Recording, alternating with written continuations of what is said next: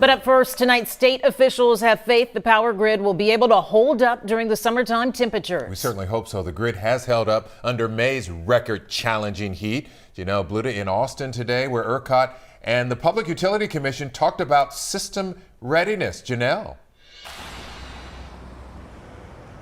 Well, guys, ERCOT CEO says this past weekend was a test that proved that Texas grid is ready for the hot summer months, but not everyone is convinced.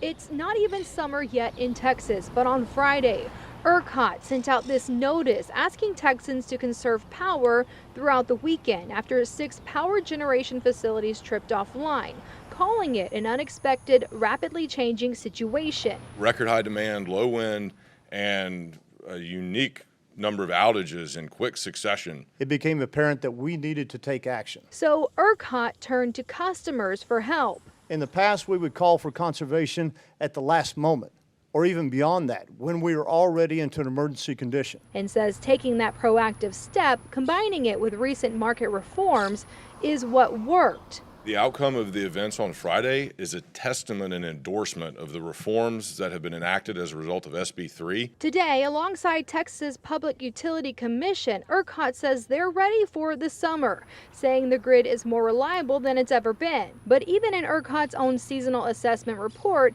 they point to 2 extreme risk scenarios where they may not have enough power to meet the demand. However, ERCOT says those scenarios are very unlikely. That's the most extreme of the extreme. But KHU energy expert Ed Hurst says the state was also confident going into the 2021 freeze. He says another concern is there are now fewer generators to turn on as coal and gas units have left the grid. He says we're becoming more and more reliant on wind and solar, which he says is a problem when the weather doesn't cooperate. While that conservation request has ended, ERCOT still has an operating condition notice that is active. And what that does is it keeps power plants and generators on alert during this record-breaking heat.